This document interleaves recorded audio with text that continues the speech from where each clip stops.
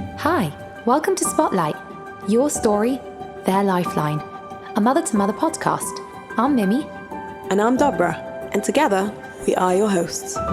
In this mother-to-mother podcast, you will meet women sharing their stories of struggle, triumph, and hope.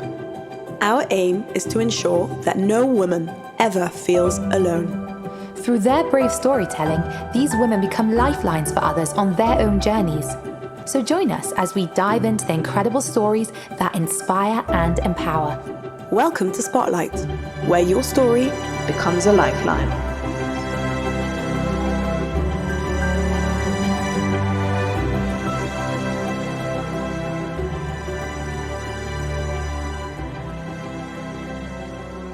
A big thank you to Leon's Fruit and Veg for sponsoring this episode and being a true supporter of Mother to Mother. For top quality produce and outstanding service, in-store or delivered right to your door, visit them at 5 Russell Parade, Golders Green, or online at leonsfruitshop.co.uk. We are so excited to have in the studio this episode's sponsor, Tamar Karp, who is the founder of The Fit Loft. So tell us, Tamar, what is The Fit Loft? We have an amazing studio with awesome sound, light. We have amazing equipment. Like I went all out for ladies to have in a proper place. We have a variety of different classes. You might like Pilates, where you're lying on the mat and just, taking that moment to get deep inside your core muscles. Or you want to go on the bikes for a crazy spin session. Or you just want to dance out to Zumba. Strength training classes, cardio classes, core classes, postnatal classes, teen classes. We have all different classes so that there is something for everyone. Wow, you're seriously amazing. So everyone in London, don't delay, book in your classes. Tamar, where can they find you? So if you go online to www.thefitloft.co.uk, you will find all the information up on all our different classes. We have an amazing app that you can actually download from the App Store from an Android, where you book all our classes. You see all the schedule. If you would like to save my phone number, 07405 704 316, then you'll be able to follow along from my amazing, encouraging statuses that will tell you all things Fit Loft and all things exercise. It's amazing. You want to come and try it, and I cannot wait to see you. Welcome back to Spotlight. We are so happy to have Sophie Judah with us today in the studio and here to share her story of her baby born prematurely. And we're really grateful that she's coming here today to open up about it and share her story. So welcome. Thank you for having me. So, do you want to give us a brief introduction of yourself and tell us where your story begins? Sure.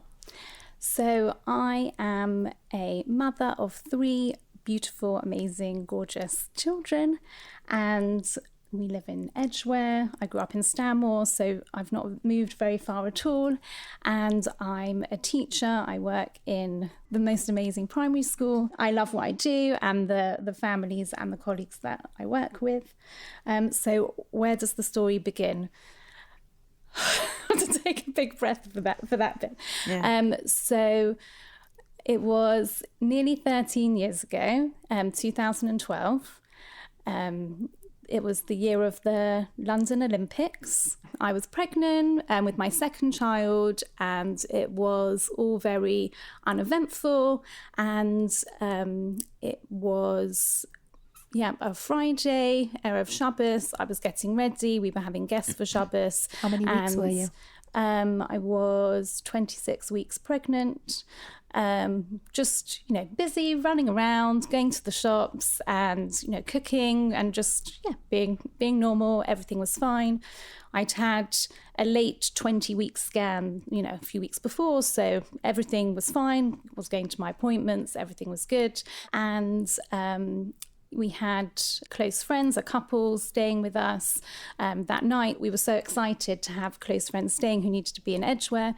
And they came, we set them up, and I was starting to not feel well, when Shabbos was coming in, and just not feeling well. Like I just had a bit of a tummy ache and just not really feeling 100%. What, just like crampy? Yeah. Right, okay. Which I think, I just thought was just normal pregnancy symptoms. Had you ever had that before?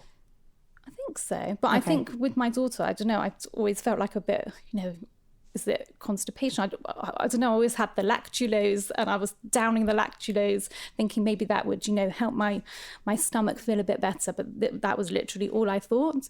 And it got really bad to the point where I had to go up and lie down, and I couldn't serve the meal, which is just really unlike me because, I can normally just, power through and get through it. And I went to lie down. My husband kept checking on me, and I think he was looking through the pregnancy book. Everyone's got those, what to expect when you're expecting. And then, I don't know, we would decide, is it Braxton Hicks? No, it's too early. It can't be that. And we didn't really know. And You had actual contractions? Like you felt contractions? Well, I think they must have been, but I didn't think about you didn't that put at the time. it to... No, it was it didn't feel like a contraction. Right. And even if it was, yeah, I wouldn't have thought this is contractions. I just thought, I just feel a bit crampy, and it just... You haven't even got to that point yet of like thinking, oh, I'm going to be getting Braxton Hicks. I mean, I do understand that some people do get Braxton Hicks like quite early on. I have a friend who gets really very early. Strong contractions. Yeah. For some reason, I was downstairs, and everyone had gone to bed. So it was literally just, our friends, a couple, and our little 2-year-old who was upstairs. And then I was standing like by the dining room table, and my waters broke. There was this gush of water, but it was literally like my waters hadn't broken with my first, and I didn't really know what it meant for waters breaking, but it was like a river. It was just so much water. It was like everything was coming out, and But that must have been frightening. And then it wasn't just water, it was also blood as well. And I just remember saying to him, roll up the rug. I don't want anything to go on the rug, and just, oh my goodness, and just, making sure that it was just not flowing everywhere, because it was literally a flow. And then at that point, because there was obviously so much commotion, our friend, came to the top of the stairs, is everything okay? And we were like, no. So then, he said, because I think we were both in shock about what to do, and he said, you've got to call an ambulance. And I think also it's Shabbos, so you don't have such a fast reaction, because you're just like, what should we do? Okay, so my husband called the ambulance. And this was the days before Hatzalah. It was in Edgware. It was the days before Hatzalah, and we called the ambulance. And I don't know how quick or fast or slow they were, but it felt like they were taking ages to come. I kept feeling like I needed the toilet. They were saying, do not let her go on the toilet. And I remember we had to call back and say, where are you? They said, don't worry, we're coming. They were amazing, the people that came, the paramedics that came, and they were asking me questions, how many weeks are you? And I think I was just really shaky. I was like, I can't remember. And I think I said earlier than 26 weeks, which was, thank God that I did say that, because, they could have taken me to another hospital, but went to the hospital that I needed to be at for how early he was, and the hospital that I wanted to be at, where I'd had all my appointments. So thank God I arrived. They took you to a more specialist hospital? Yes, because depending on how early or how serious, there's different grades of hospitals for care for the neonatal department. So thank God that I said that he was a bit earlier than he was, because they may have taken me to a different hospital that might have been a lower grade care. And obviously we didn't know what was happening or what was going on, but I needed that higher level care. So my husband and I went in the ambulance. And then again, just, thank God that our guests, we were having people who were staying with us, who could stay with my daughter, because, and also just, it was just, that whole thing was just incredible, really, how things work out. So they could be there and look after her. And I think then my sister might have come during the night or early in the morning to then look after her. But that, she was safe, and we could get in the ambulance, and we were blue lighted to the hospital. What were your feelings lying there on the stretcher, lying there in the hospital? Your waters had just broken. You're only 26 weeks pregnant. What was going through your head at that time? Well, I just thought, this was it. This was the end. The end of the pregnancy? You didn't have any hope that he would survive? I didn't really know what a neonatal unit was. And right. I'd heard of babies being premature, but it wasn't at the front of my mind.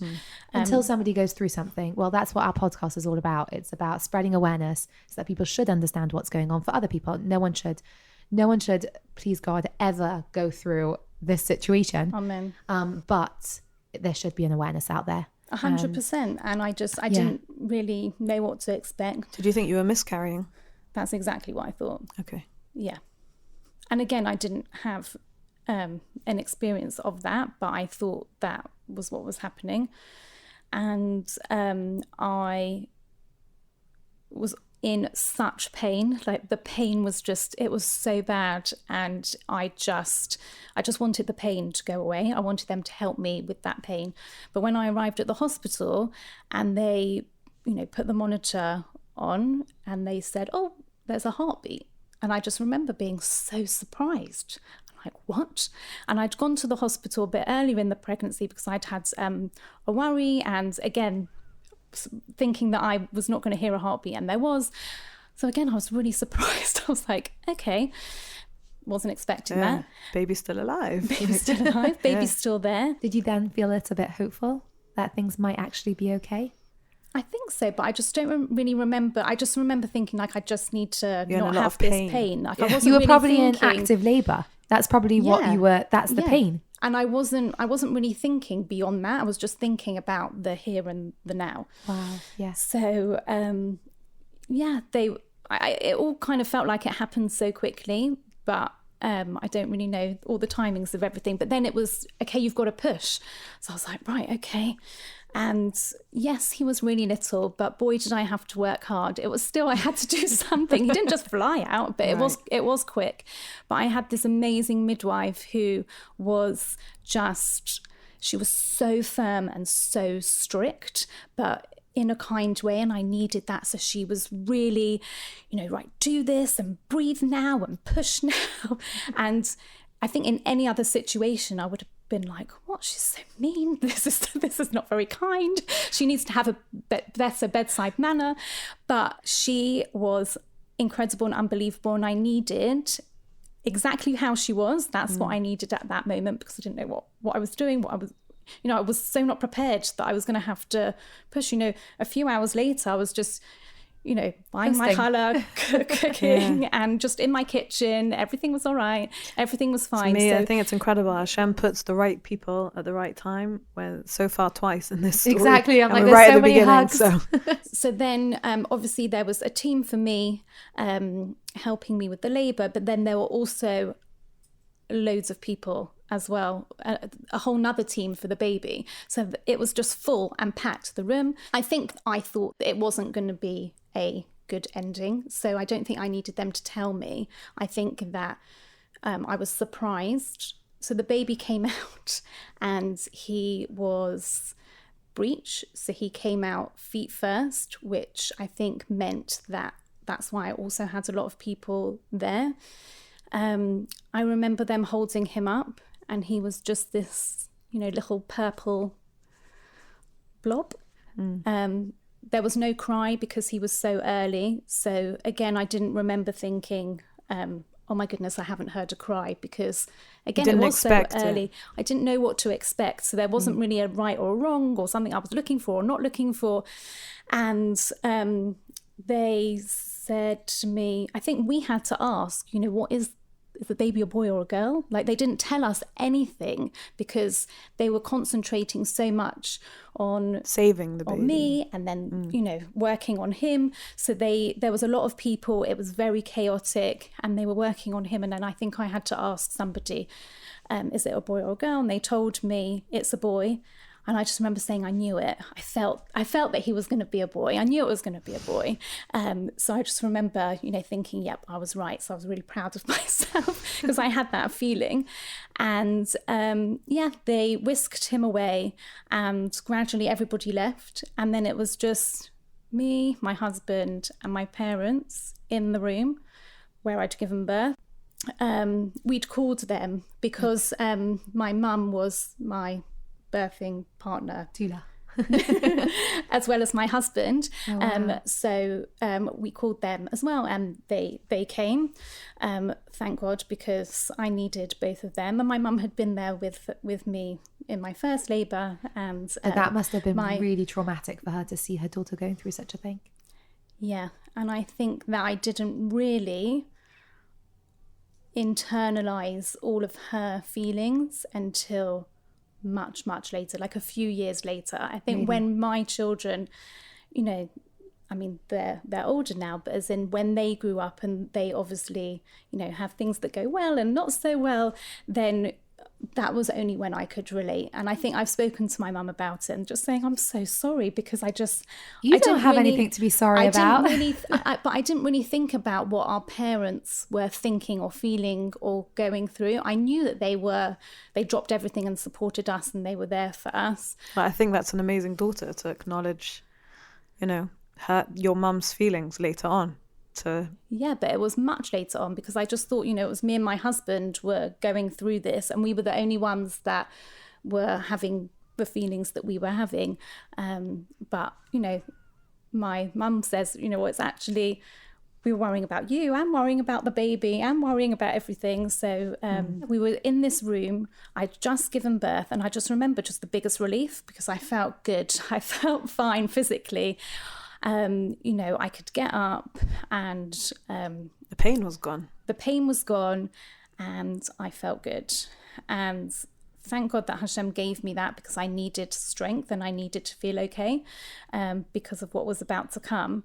But I felt the relief. But we were probably in that room, I'd say, for about 4 or 5 hours, and nobody came. We didn't know what was going on. I mean, I'm sure my parents or my husband must have left the room and tried to find someone else what was going on. I just remember, obviously, I was really tired, and I think I was just in and out of sleep, and we were just waiting for someone to tell us where to go or what to do. I think at that point I thought I could just literally be lying here for days. Is anyone going to come and tell us what's going on?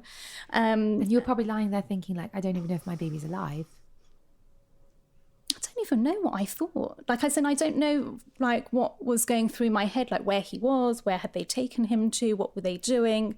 Did you want to see him eventually? Did you, after a few hours say like... Yeah, so somebody must have come to say to us, okay, he's being taken care of, or they'd stabilised him, and he was in there. So you were reassured at some point? Yeah, but it was hours later. Oh, that's really hard. It was really hard. And then, but everything always just takes such a long time. But I guess they were so focused on him. But we, now at this point, it was still Shabbos, but it must have been like Shabbos morning. It was a summer Shabbos or winter Shabbos this? Summer Shabbos. So you had a long way to be able to tell people what happened. Yeah. And the couple at home looking after your 2-year-old must have been like... I mean, I literally, even to this day, I feel so bad, because they'd come to Edgware. They had something else going on Shabbos day, which is why they had come. But it was supposed to be, really exciting. And I don't know if they ever came back to Edgware after that. I don't know. Now, thank God they live in Israel and they're good. And they're still our very close friends. So it was Shabbos day, and we were then told we could go and see our baby. And we were like really happy to do that. I walked down again. There was no wheelchair. Like, I'd just given birth, but there was no wheelchair or anything. I just walked down with my husband, and then we got to the neonatal unit, and they said, right, here are the sinks where you wash your hands, because obviously we have to be really careful that there's no germs. And this was our first time walking into this world that we just had never known about. Didn't know about, and it was definitely an experience. Obviously, I didn't know how long I was going to be there or anything, but we walked in, and then I started shaking a lot. I became really panicky because there were different rooms. It was very like a surreal environment. There was lots of beeping and machinery, and people were rushing, doctors' wives, and I just became really panicky. What is this, and where am I, and what's going on? And then it became more real. Okay, I've just had a baby. He's not very well. He's very early. And I think I said to my husband, how am I going to know which one's ours? There might be a sign there, but we haven't seen him for so many hours. And I was just so afraid. And somebody had to hold me up, one of the nurses, because I was shaking violently, just just didn't know what to expect. And the nurse calmed me down, and she said, you know, he's stable, you know, he wants to see his mummy and his daddy. And, you know, that was the start of connecting everything for us, because I, you know, hadn't really seen him or held him or anything. Anyway, we got taken to his incubator, and then I was like, yeah, he's ours. He looks like my husband. And he was so small and so cute, and they'd just, you know, made everything look really lovely. And obviously there was machines and wires, and that whole thing was really scary. But I just looked at him and I was like, okay, yeah, we've got this. Sophie actually has brought in a diary where what she wrote, and it has some pictures in it, and it actually just brings it very much alive for us here to see the pictures of the baby, which is absolutely tiny. How tiny, to be exact? You said how many grams? So he weighed 900 grams. Wow, which sounds really small, but they told us it was a really good weight for his for a preemie. Yeah, for 26 weeks. And again, I didn't know even what to compare it to. So I was literally hanging on every word the nurses and the doctors said. So if they said something positive, I said, right, okay, great, I'll take that. But yeah, he was very, very small. And we were feeling obviously scared and shocked, but, you know, everything seemed kind of quite calm for those first few hours. We met with one of the consultants who was there when I gave birth, and she was the one that was on call to help him. We didn't love her that much. She was very cold, just seemed very unemotional. We had a brief meeting, my husband and I, with her and our parents, I think. And she just basically said, you know, things are not going very well. Yes, it was still Shabbos, and obviously the baby needed milk, or they were trying to encourage me to express and get my milk out. And I found that, first of all, really just fascinating that my milk was there and it had come through, because again, I was so early, and I just thought, wow, that's really clever. Like, Hashem is really clever that he just can make that happen. But again, that was also really quite difficult, that then I had to spring into action, and I was tired and I was just in shock and didn't know what was going on. And the nurse helped me to get the first, they called it liquid gold, those first drops of milk. And they said to me that because the baby is so small and early, the baby can't have formula. So it was either going to be my milk or milk from a donor bank. And then I became really determined. I was like, no, the baby's going to have my milk from me. I don't know where this milk's coming from, or from who, or from what. So that was really important to me. And I know that, you know, I think it's very different to people who have term babies. And, you know, if things are not going so well, or it doesn't work for them, then they have that choice. And I didn't have that choice. So it made me, you know, really determined to succeed in the expressing situation. So that was the first day, and it was Shabbos. So we didn't have any contact or communication with anybody. I don't know how, but on Motzei Shabbos, we had our phones. Someone brought our phones to us. And obviously, then I realized that lots of people knew already, because we were having guests for Shabbos. So then they were told not to come, and they were told what happened. So people did know, and we were getting really lovely messages. And that was really comforting to us. As I said before, I'm a teacher, and I think I was tutoring the next morning. On Sunday morning, I tutor. I still do to this day. And I had to message those mums and say, hi, really sorry, I can't tutor. I don't know how I remembered. Really sorry, I can't tutor, but the baby's come early, so probably won't be able to tutor for a while now. I'm really sorry.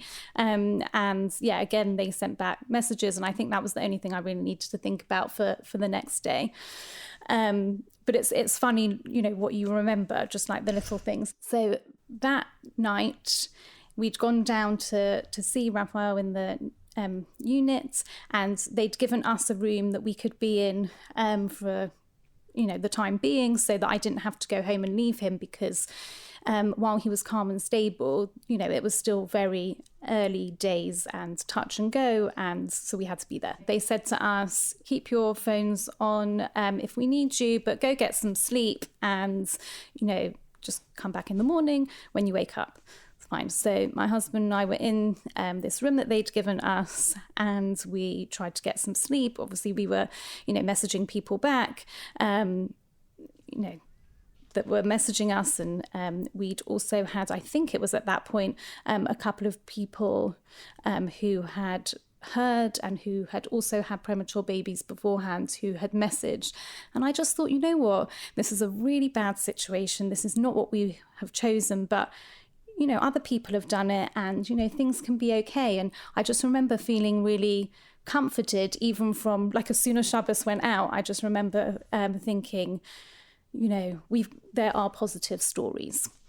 Mm-hmm. So we lay down, tried to go to sleep, and I don't know what time it was, but this nurse came running in, opened the door of the room. You've got to come quick, come down. He's not doing very well, and, you know, just you should come and see him. So we were, again, you know, half asleep. You know, I'd given birth nearly 24 hours prior, and it had been quite a shocking day, and we'd gone down.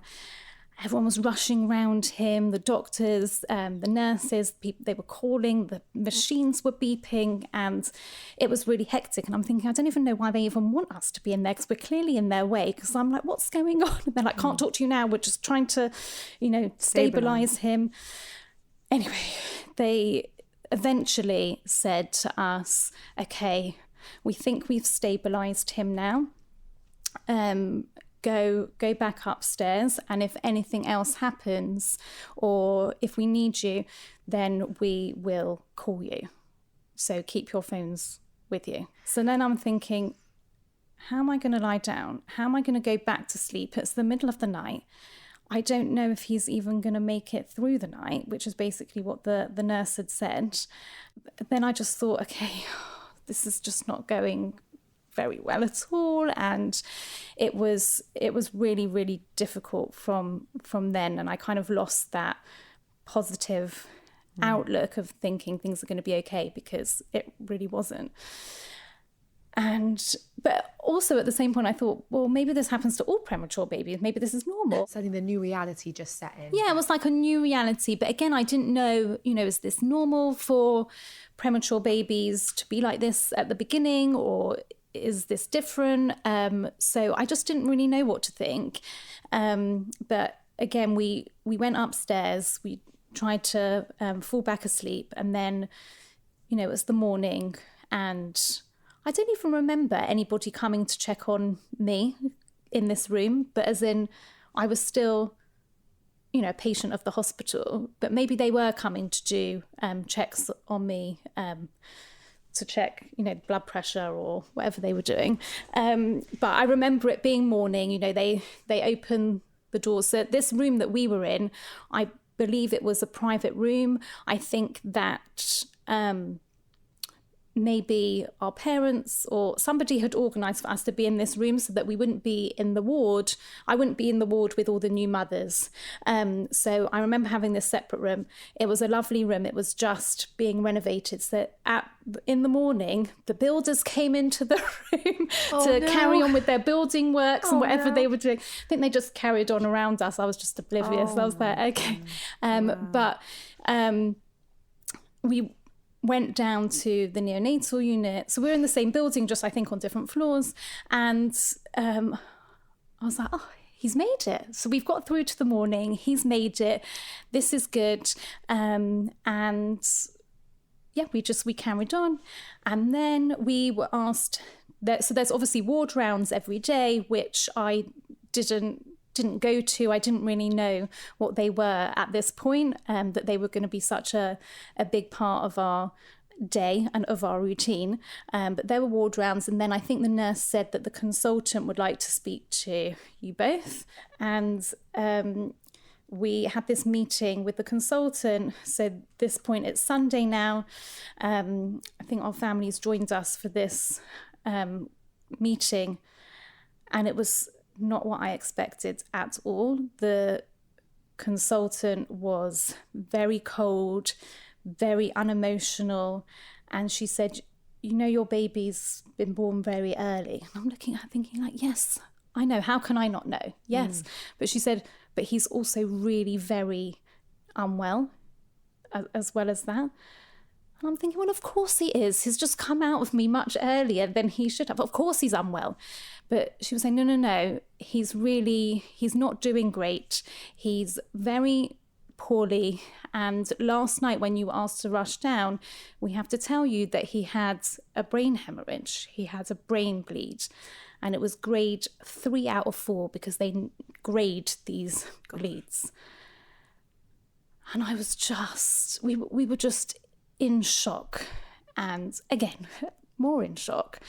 And it was the worst news that we could have heard at this point, because I think we were trying to talk to ourselves of, this is going to be okay and we'll get through this. And then it was actually, now how are we going to get through this? What are we supposed to do with this information?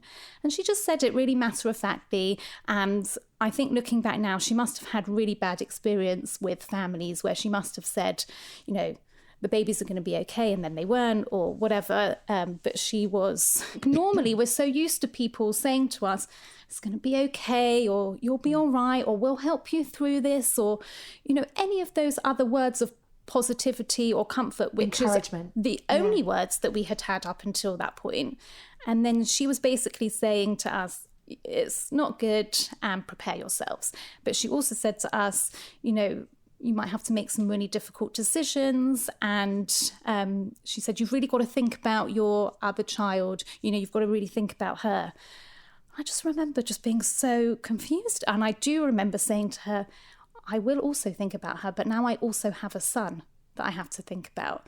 But she wasn't talking to him as if he was, she wasn't talking to me as if he was my son. She was just basically talking to me very matter-of-factly, just talking about, the baby that was on the unit. Deal with this every day kind of thing. Yeah, and she just does that every day. That must have been really hard. So that was, it was still Sunday. We then decided, because she'd mentioned something to do with making decisions and difficult times ahead, we called our rabbi, Rabbi Roberts, who was our Rav at the time. He's now relocated to Germany. He has, and we miss him and his wife greatly. We called him. I don't know what he was doing or where he was, but he literally seemed to just appear immediately. So he must have just dropped everything. I mean, the busiest, most amazing person, and he just dropped everything, and he was at the hospital. And miraculously, he was able to get a meeting with us and this consultant. I mean, first of all, this never happens because it's so hard to get a word in with the consultant anyway. And we'd already spoken to her. She said that she would come back and check on us later. And she agreed to speak to the rabbi. I don't think she was best pleased to speak to us again, and then for us to have our rabbi with us. But he heard very different things to what we heard, because I heard, life is over, this is going to be awful, and this is not going well, and this is really bad. And he heard, this is not really a great situation, but we have Hashem, and we're going to daven, and I'm going to get everybody to daven. And he heard everything just so differently. And thank God, because that's what we needed at that time. Because bearing in mind, it was now Sunday afternoon, and from Friday, Erev Shabbos, we'd only heard from the doctors and what they were telling us. And we were so, we were young, we hadn't experienced, hospitals, thank God, but we hadn't experienced any of this, and we were just hanging on every word that the professionals, the doctors were telling us. And now we have our rabbi, we have Torah and Hashem back in, the front of everything. And yeah, he was amazing. He got the whole Kahila on board. I think even that night, that Sunday evening, there was Tehillim in the shul. And that just really gave us so much comfort. And just to know that we were not on our own and that other people were davening and speaking to Hashem, and we were getting messages of, don't worry, we're going to storm the heavens and we're going to help you. That was everything to us. And, I work in a school, and they, some of the teachers, we have tefillah every day in the school, but they'd never daven themselves. And I was getting messages, I've said Tehillim for the first time in my life, and everybody was on board with us. My husband and I just felt wrapped up in this support, which was amazing because that's what we needed. And I wouldn't have been able to put one foot in front of the other if I didn't have everybody there. There were times where I just felt so numb that I couldn't even think or speak or anything myself, just to know that other people were davening and that there was tefillah always happening. That gave me a lot of comfort to know that it didn't just have to be me and it didn't just have to come from me. And then we said to the consultant, not in that meeting, but sometime after, maybe the same day, we're all right, there's no decision to be made. We're good. We're going to carry on as we are doing. I think she was... What was the actual decision that you had to make? Was it if they should take the plugs up? I don't want to say, but it was switching off the machines. Right, because this child, what did they tell you? I really do think that this consultant had seen terrible things or had had a bad experience and had kept maybe a baby alive that then was really... had a lot of difficulties, didn't have a quality of life. And I do think the parents maybe never forgave her. This is how I try and process or understand where she was coming from, because I didn't for a long time. And I think that's what she was encouraging us to do. It was strongly encouraged. And the fact that she kept bringing in our daughter to the conversations, think about her life, think about that, made it really traumatic to be spoken to in that way. You're having to choose over two children. That's what I said to her. I have a daughter, but I also have a son. We'll be right back to this episode. Hi, I'm Danielle, a founder of Mother to Mother, an organization that supports and empowers women on their motherhood journey. We offer a wide range of services to make sure that every mother can thrive. From emotional support services to mother and baby groups, practical help, health information, a community kitchen, and much more. Mother to Mother builds communities of women to support each other. By tuning into our podcast, you have joined the Mother to Mother family today. Welcome and enjoy the episode. And you can't do that to me. And Rabbi Roberts helped us so much because he, gave us that Torah guidance and outlook. And, he said to us, she hasn't said exactly. She's just thinking of, your future and what might be. And we don't know. So at the moment, there is hope. We can daven, and that is exactly what we're going to do. And it really helped us to, remember that, we have Hashem, we have the Torah, and Hashem can do anything. I think what we had gathered from her meeting was either this baby is not going to survive, or if the baby does survive, he is going to have really severe difficulties and a really difficult quality of life. And that will be difficult for us, for our daughter, and for everybody around us. So that is basically what we had on that day. And it was really difficult news, because when Rabbi Roberts said we can daven, part of me was thinking, but what are we davening for exactly? Is this a good thing to do this. My mind That's a really was interesting point. My mind was everywhere because, you're thinking about what the consultants, what the doctors are saying, what the rabbi's saying, what our families are saying. And it was very, very overwhelming to take in all this information and thinking, where do we go from here? So the next day, we had a different consultant. It was no longer the weekend. It was Monday. The whole hospital felt different. There was a bit of a busier vibe going on. This new consultant came. She was completely different. She was amazing. She was so kind. She was so gentle. All of our parents had this second meeting on the Monday, and she said, the road is going to be rocky. It's going to be like a roller coaster. You'll have good days, you'll have bad days, but we can keep taking each day as it comes. And she said that the babies that do the best when the families are there and they're singing to the baby, or they're reading to the baby, or talking, even if you're talking to yourselves, but in front of the baby, and just being there as much as you possibly can. And because all of our families were in there, they took that very seriously. And, there was hardly a moment where he was on his own, really. I mean, maybe in the middle of the night, maybe. It was just him and the nurses. But, everyone took it in our family as it's their role, it's their mission. And it's so beautiful. I'm just picking up the most incredible family support. Yeah. Thank God we both have very similar families who are both amazing and go above and beyond for all of us, and always still do. So beautiful. Thank you, family. And so we took our daughter there. I've got a picture I showed you before. She took the hungry caterpillar, and we're reading stories.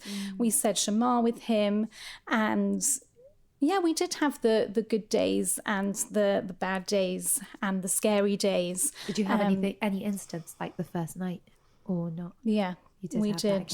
That there were a few times like that. He's a little fighter.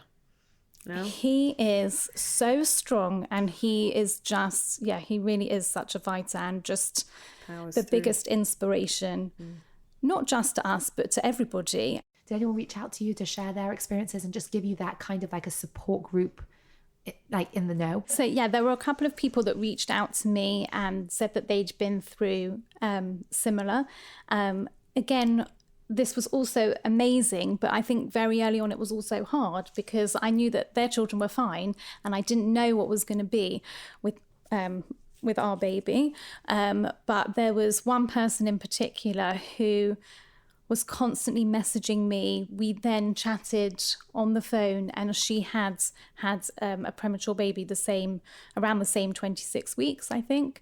And she was amazing because I could tell her, the breathing was like this today, or he changed, different breathing equipment, or, whatever it was. And she was there cheering me on. And it was very different to have her support and checking in on me, because that was different from, another friend who didn't know. She had been through it. Because she'd been through there. But again, that was just, somebody who'd reached out to me because we had mutual friends or whatever it was. And she's definitely, I don't speak to her so much now, but as in she's somebody that will always be very special to me because of what she did for me and how that helped me. I want to also pause for 1 second. Can you talk to that? We're still very early days in the hospital, and I know there's a whole journey after this, but can you talk to that early days self person and maybe what would you tell her at that point? What would you tell her? I've never really thought about this before, but I think I know that it's scary and that it's going to be a roller coaster, but just know that, anything can happen, and just try and, have that hope and keep positive, because that's all you can do. And I think obviously it's easy for me to look back now and say, don't worry quite so much, because I really, really did. And I think just don't be afraid to reach out and call on people and say yes if somebody's offering their support, because I don't know why, but at the time I did feel like a bit of a fraud. I was like, who am I? You know, people go through such challenges and such difficult times. And I think that obviously looking back now, it was traumatic and it was difficult and awful, but because I was just had the adrenaline, I was just living and going through all the motions, I didn't think that I should have or needed the support. But just take it and know that it's there, and there's amazing people out there who can help you, so you don't need to feel so alone. That's really beautiful. That's really beautiful. Was there anything at that time that helped you through? So very early on in the hospital, I think the hospital contacted Camp Simcha. Oh, interesting. I think, or I don't actually know. The But hospital contact because they knew you were Jewish? yes. So they knew that we were Jewish. I think also because you couldn't not know that we were Jewish just because of, you know, our families were there, and we were just very, being very Jewish about the whole thing. But I think there was a hospital liaison person who must have said to the hospital, you know, if anybody Jewish comes in or has a baby in this neonatal unit who's not doing so well, then maybe contact our charity. I don't know, that's what I'm guessing maybe happened. But somebody came, and I remember they were in the parents' room. There was a parents' room with sofas and things in there, and I just thought, oh, that's so lovely that you've come, but we don't need you, we're okay. And I didn't really know what Camp Simcha was. I'd heard of it, but I didn't really know what they provided or what they could do. And because I had such strong support from family and from friends, and it was very, very early days, so it was only, I think maybe 2, 3, 4 days later, I don't know. And this poor lady, I mean, she is amazing. But I said, oh, no, we're fine. We don't need you. But for some reason, they kept calling me. So not just her, but as in the Camp Simcha team kept trying me. And I kept saying no. Or when I saw the number come up, I was like, oh, that must be that charity again. I think, you know, I'm okay, or I can't think about this now. And then... Would you say that's a little denial in there? I was 100% in denial. But again, I was not, you know, you can't really think about exactly what's going on because you're just, it's a huge trauma going through all the motions. You know, I'm the one who, you know, I'll give tzedakah, or I'll give this, but as in, like, I wasn't the one that ever needed a charity, or I was never on the other side, so I didn't really know. And in retrospect, then... Well, when I learnt what Camp Simcha is about and what it does and what it provides, they are the most amazing charity, and they are all the most special people who work and volunteer for Camp Simcha, because I don't think, I mean, they must know, but I don't think they really know what they do for families and how much it means. But we had the directors of Camp Simcha come to our home and meet with my husband and I, and we told them the situation. Can I just and interject they said, there? What changed? What all of a sudden did you say, okay, actually maybe we need Camp Simcha? Like what? I think because they didn't give up, and they said, I had a phone call when I finally answered the phone, and I was able to open up. So how long later was that? How old was your son now? It must have been over a couple of weeks, maybe. Okay. But I think also it's important to note that each day felt like a week, or every day was so long because so much happened. Yeah.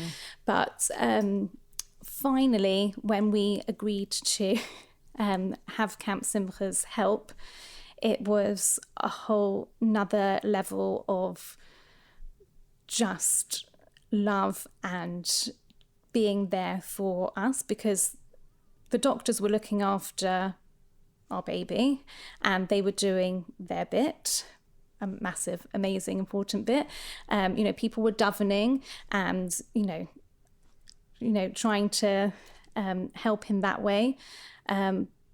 but there was something else that we needed. And, whether it was taxis to the hospital, bearing in mind we lived close to the station.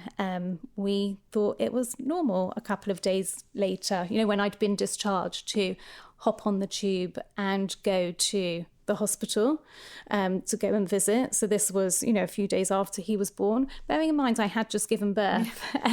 I think everyone kind of forgot that, didn't really think about that.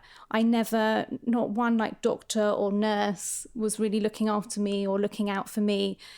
There was no, I don't remember. I think there was like Camp Simcha came and took care of you and your husband. And it was more just like they were thinking of things that we didn't even think were possible. So they said, why are you getting the tube? Let us take you there. So we had taxis, not every day, but as in on some days when, if it was, a bit tricky, or just whenever we needed to, we could call a taxi and they would take us there. It was more so when we were transferred to another hospital that became really important. But our friends were amazing from day one. They were coming to babysit, because bearing in mind we would have a whole routine of going to the hospital, then we were coming back to see our daughter, and then we were going back in the evening, and it wasn't close by. So there was a lot of that. And our friends at the beginning, they were making meals, and then they were babysitting. They were taking it in turns to babysit, and they also have their own children, and everyone was just helping in that way. And then Camp Simcha said, we can provide you with babysitters as well, if you need. And it was just kind of like, wow, it's amazing. There were so many things. Just there to make your journey easier. But and I think to think of things before we even thought of it ourselves. Yeah. And then obviously I had a family liaison officer who became my person, so that if I did need anything, I could call her and she would come and visit me in the hospital. And I loved that because I'm very sociable. I love chatting. And sometimes you just, you'll just chat Need to company. the same people all the time in the hospital, which was also nice. You made friends in inverted commas, while you were just, in that environment. But somebody who would just come and bring me lunch, because when you have those same kosher hospital sandwiches day in, day out, which are amazing, having the same thing every day is not always fun. So they'd come and bring me a salad or a soup. I felt like it was amazing. And it was just funny because when I was then in the expressing room, which, as I spoke about, was just part of my routine. I'd go in, do my expressing job, fill up my bottle with milk.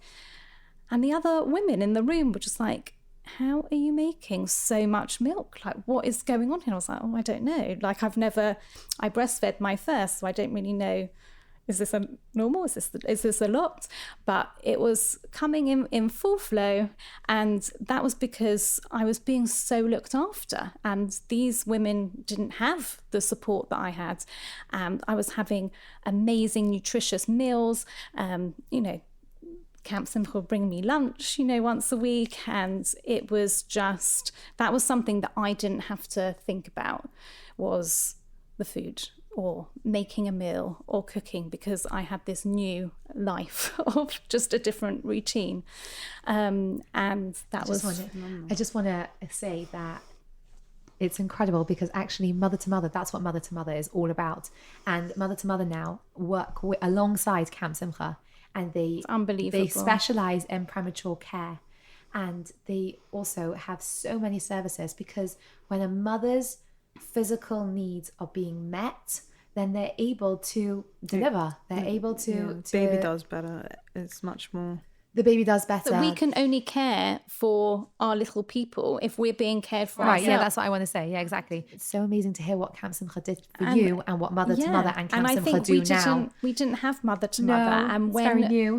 I'm still learning about the organisation now, and it's amazing. It's mind-boggling, actually. It is mind-boggling, and I think just from being someone that really needed every service that there was available, it's amazing that there's people out there thinking of what people need and how to help, because these times are difficult, and it does take a village to get through the time. But I think while the milk was flowing, I also just want to add in that there were times when it wasn't, and it was drying up, and it was during really scary times or touch and go times, and I had to go to the GP and ask, I've heard that there's this vitamin or something that you can take, and I was really trying, because of the fact that I had to give the breast milk, again, it was me or the donor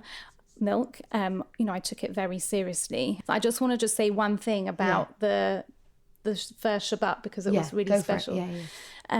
So we then had the first few days, and every day was just an achievement, and the doctors and nurses were saying that to us, you've got through another day, and it really felt like a hurdle.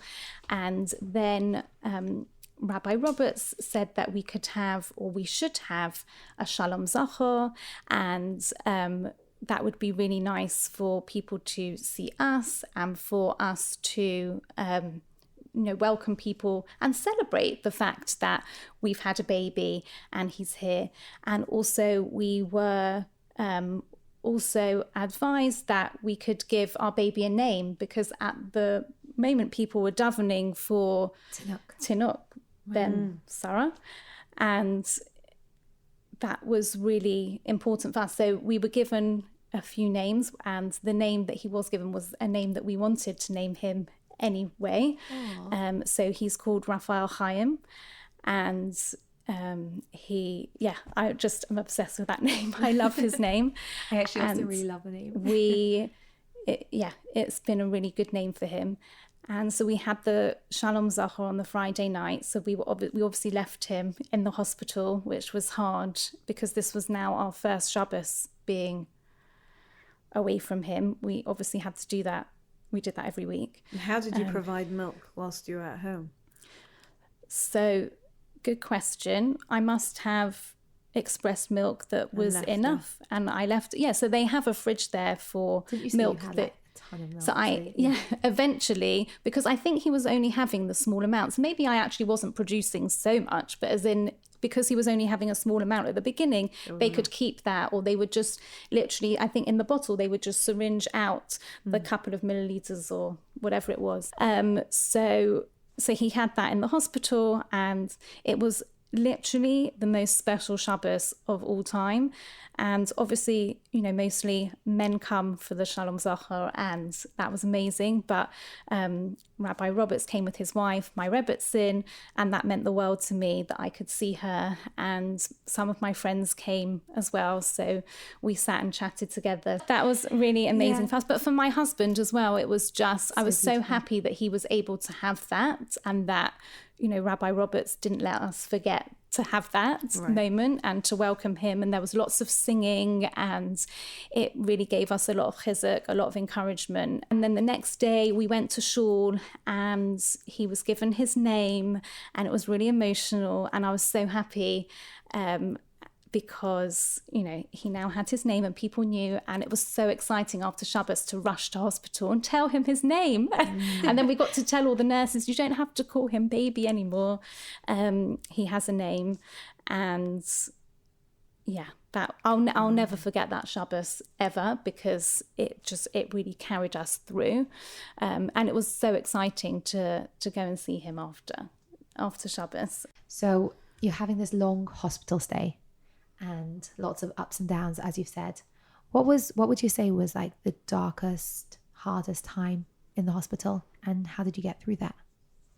So I think because, he obviously, was premature, and he was growing, and he was taking more milk, and every day was, that hurdle being accomplished, and we'd we'd jump through lots of hoops. Still, aside from that, because he'd had the brain bleed, they were constantly checking his brain and seeing what was happening with the fluid in his brain. So they had to do the brain scans and measure different things just to check to see what was happening. We'd already moved to the second hospital, so we were in the first hospital for 6 weeks, and then we were transferred to a hospital closer to home. We ended up being there for 8 weeks, but during our stay there, they were constantly checking his brain, and things were not doing as well as we wanted it to. So then they said that they have to do a surgery and put in a shunt to drain the fluid. And I was beside myself because he'd already been through so much, and he still wasn't even term. He was still preterm to go and have a surgery. And they had warned us in the first hospital that this was possible.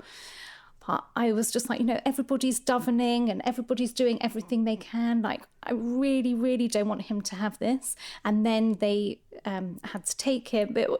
It was funny in the way that when I knew that he needed to go, then they were ringing the hospital for the transfer, and they kept saying to me, there's no beds at the moment, so it's a bit of a delay. And then I'd completely, flipped around. I was like, but you said he needs to go, so he needs to go there now. We need to get him there now. We have to get him there now. Maybe we can call someone else. Anyway, eventually he got there. He'd had a personalised blanket, which we'd had on top of the incubator, just lots of special things we had. He had, we were told to put a mezuzah in his incubator. He had like a small little book of Tehillim. So it was like his own little home. It was his own personal home. And all of that went with him in the transfer to the hospital because we couldn't go with him. We went by car, I think, or I can't remember. Anyway, we arrived separately. So when we arrived, we saw him arrive in the ambulance in the hospital transfer.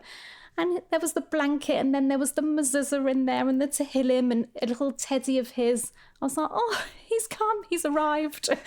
He's arrived. Yeah, the king has arrived to the hospital. But I think even though it was so traumatic to know that he was going to have this surgery and he was so little, there was so much, I guess, positive things that we could cling on to.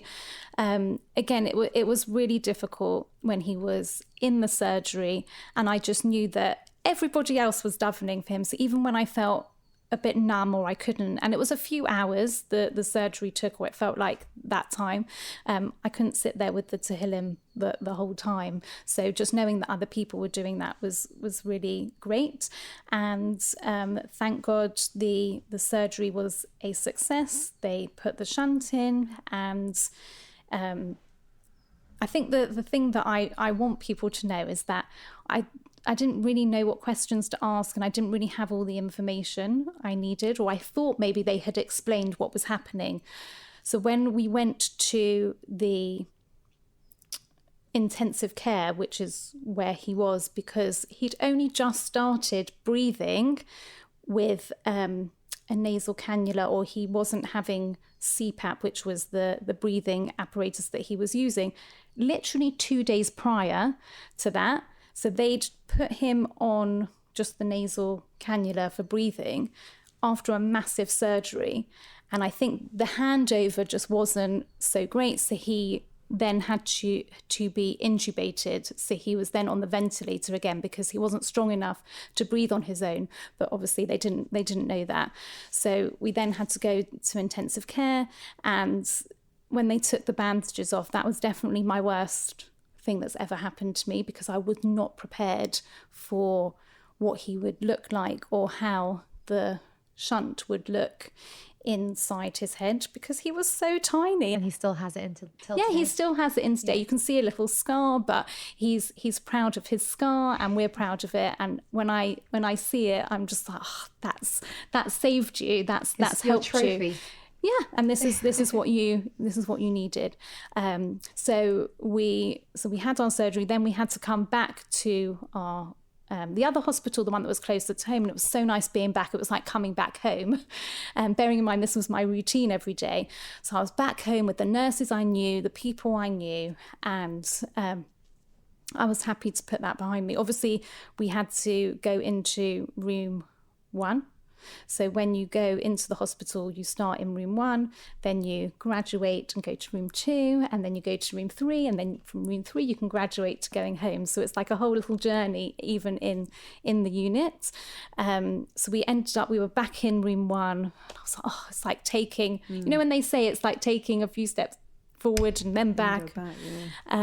So it definitely felt like that. But, you know, this is what he needed, and we were happy. But I think that if I could have spoken to somebody who had a shunt or who'd had the same surgery, that would have really helped me, because I didn't know anybody at the time. I've since found out other people that also have, or who've had this surgery.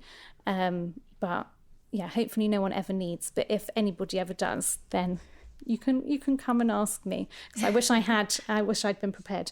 But then he needed to have his shunt reviewed after his bris and after we'd come home. So that's why we had to go back into hospital, because they say once they put it in, sometimes it can get infected or not work so well straight after the surgery. So it's quite common to have it reviewed, or just put in place again, or do something to it to help it work, because it can get blocked or infected, or move positions. When did you take him home, that he was well enough to be able to bring him home? So how old was he? That he was 3.5 months. So he was 3.5 months early, and we went home close to the due date. Wow. Yeah. And you probably couldn't believe that when you came home with him. It was so surreal, but taking him home was amazing and wonderful. And we didn't have, you know, the travelling back and forth to the hospital, and he was just with us. But it was also quite a hard and lonely time, because everyone thought, oh, wow, he's home. It's amazing. That's it. That's the end of all your troubles. And it really wasn't quite like that at all, because he was very small, very vulnerable, and we had to still be really careful. And I think that, you know, I was so used to all the machines and the monitors, and I think there was a chance where we could have bought something, but as in, I think we maybe there's a mat that you put underneath the Moses basket or the cot if they're not breathing. I think we had a movement or an apnea mat, maybe. But there was no, you know, monitors that you had to stay. Some people have, you know, the monitors that have an app connected to their phone so they can see the screen. You know, there was none of that. And I found that really challenging. And I think also because he was only just about ready to go. And they couldn't have done anything else for him at the hospital, but he wasn't quite strong enough. So there was a few times where he'd forget to breathe, or he'd turn blue, and I'm patting him and I'm like, you can't do this to me now. You have to be fine.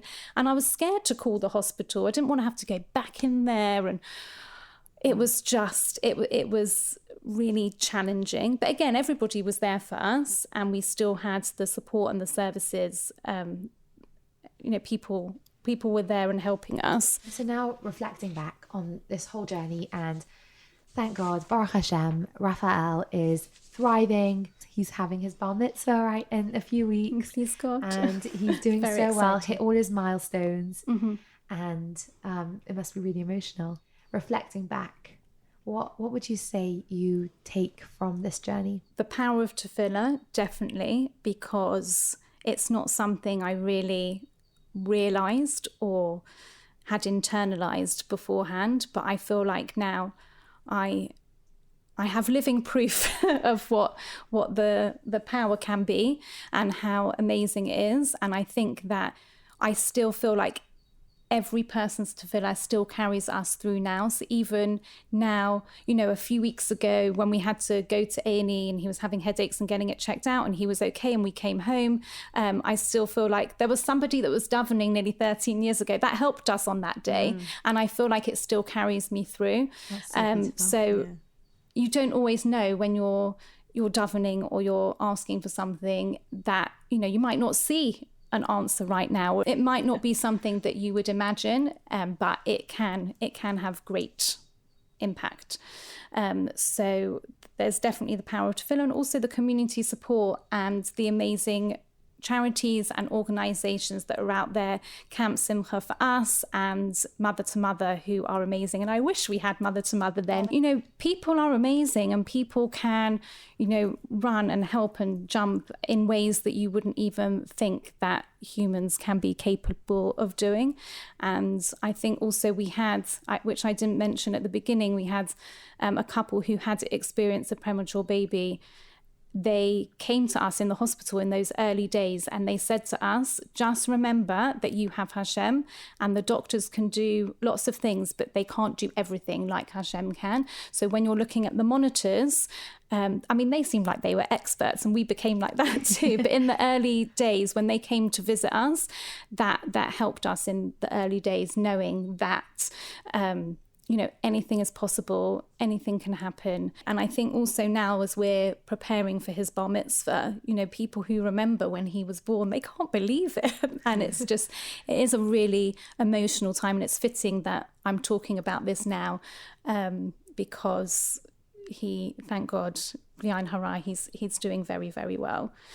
And his bar mitzvah is like literally in a few weeks. Yeah, but I think also just for any mother, you know, hearing their child prepare for a bar mitzvah, it's emotional. But I feel like I do have it on another level. You know, every time he's practicing with his teacher and I'm hearing him, I'm thinking, oh my goodness, I can't believe this is happening and that we've got to this point. And it's really incredible. But I also had it, you know, every school performance or anything that he does, even now, takes it to a new level. Yeah, and I don't take it for granted, and I think about it every day, multiple times a day, because of the journey that we've had.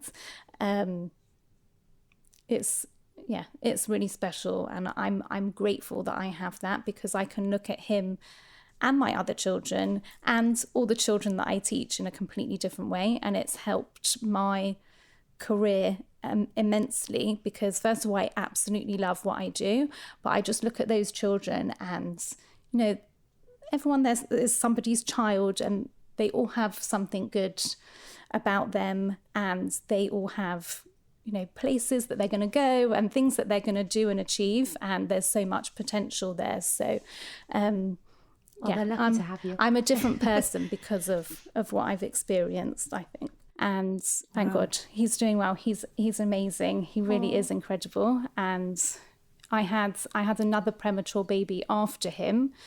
And while it was so completely different, and she's so completely different, and the whole journey was different, I feel like I've experienced that premature. So not as him.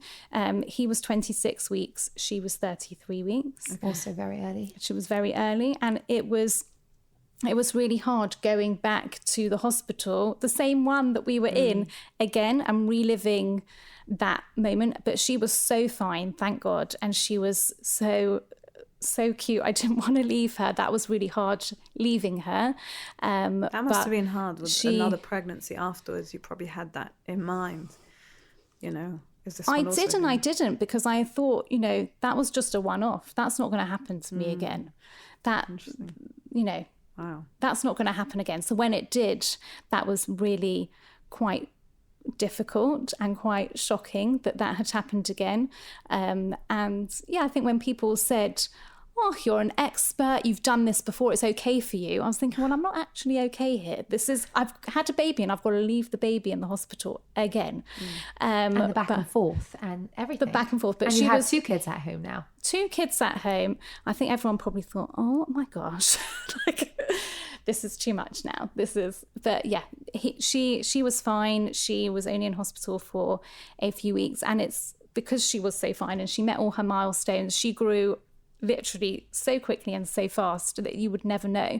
But I think, you know, I do forget sometimes, because when I think about premature baby, I think about him.